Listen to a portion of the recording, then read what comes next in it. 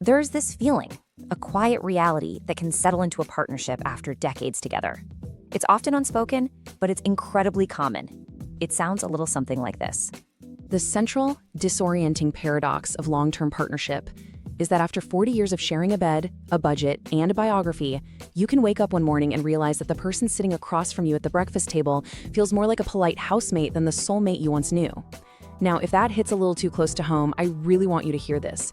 You are not alone. And that feeling, that emotional grayness, it is not a sign that your love has failed. It's not a personal shortcoming at all. In fact, what you might be experiencing is what's known as a structural phenomenon. It's a really predictable shift that happens in long relationships, especially once the original scaffolding that held everything together, raising a family, building careers, is gone. And in this explainer, we're going to dismantle that problem and give you a clear, actionable framework to rebuild that connection. All right, so here's our game plan. First, we'll get to the bottom of the problem, why partners drift apart. Then we'll get to the solution, a powerful framework I called the recalibration protocol, and 4 real steps to reconnect. And finally, we'll look at what this new phase of your partnership can actually be, and we'll end with one simple question to get you started. So how does this actually happen, right? How do two people who have built an entire world together, piece by piece, start to feel like they're living in totally separate orbits? Well, it's not some big, sudden event.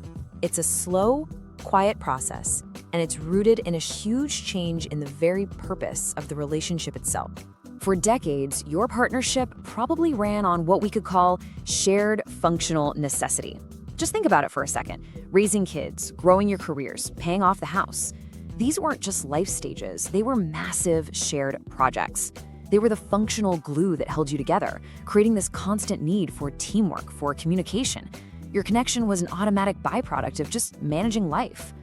But when those projects end, when the kids are grown and you've retired, that powerful why can just dissolve, leaving this kind of quiet void. And without that shared mission, couples often slip into something called parallel play drift. It's a term from child psychology, but wow, it perfectly describes this adult thing. You're in the same house, but you are not in the same story. You can probably picture it. One of you is deep in a book, the other is planning a fishing trip. You coexist, you coordinate, who's grabbing groceries, what's for dinner, but you're moving on totally separate psychological tracks. Your connection becomes purely logistical. Now, this drift leads to a really subtle but incredibly powerful psychological trap. It's called the legacy image trap, and it happens when we start relying on old, outdated data. You start interacting with a mental snapshot of your partner from 10, 20, even 30 years ago. You just assume you know what they think about politics or what their dreams are because you knew it back then. You might think, oh, he'd never want to travel there, based on some offhand comment he made in 1998. You end up having conversations with a ghost, reacting to a version of your partner that might not even exist anymore. And that legacy image trap, it's fueled by something called predictability bias. This is that little voice in your head that says, oh, I know exactly what she's going to say, or there's no point in asking, he's always felt the same way about that.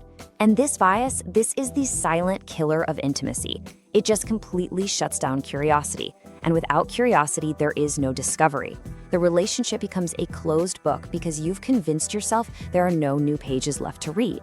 So, here's the absolute crux of it all.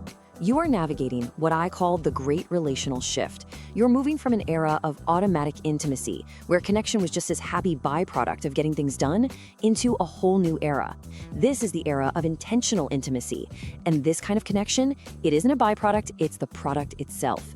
It's built on conscious discovery, and it requires you to actually manufacture a new shared why. It doesn't happen by accident anymore. It has to be built on purpose.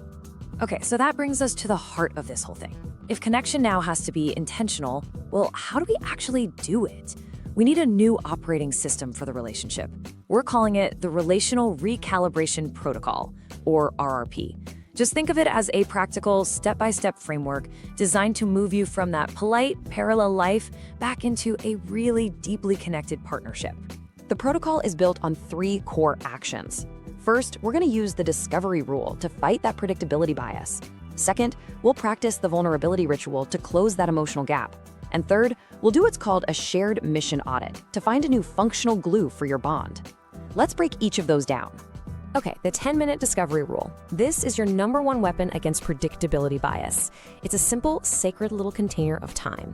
For just 10 minutes, your only job is to become a student of your partner again.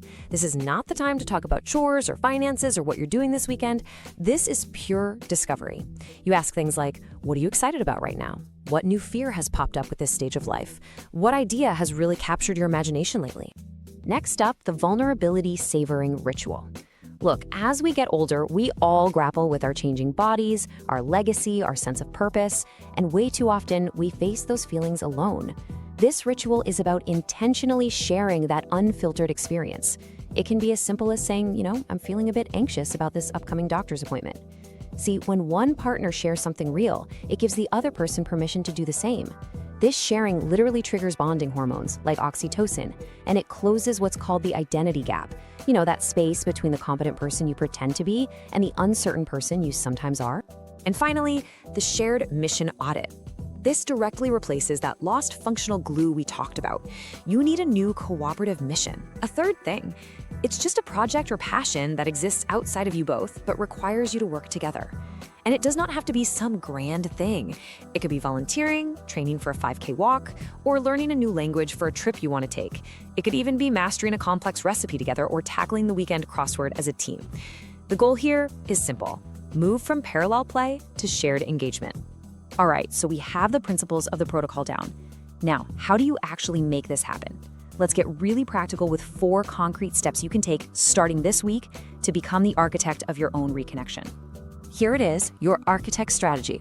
First, a daily non-functional dialogue window. That's your 10-minute discovery rule. Second, a weekly practice of legacy image updating. Third, define your third thing project. And fourth, implement a weekly vulnerability minute. Notice the rhythm here? This isn't about one single grand gesture. It's all about building new, consistent habits. Let's focus on step 2 for a second, legacy image updating. I want you to pause and just think right now. What's one simple belief you hold about your partner that's been there for years? Maybe it's, he hates spicy food, or she has zero interest in technology, or he's not a fan of modern art. This week, your only task is to gently check on just one of those assumptions. Just ask, I've always thought you didn't like X. Is that still true? The answer might completely surprise you. Now for step 4, the vulnerability minute. I know this can feel like the hardest step, but it just might be the most powerful. For most of our lives, we wear this competence shield, right? We have to be strong, capable, the one with all the answers. This little exercise is about lowering that shield for just 60 seconds. Once a week, share one thing you're struggling with.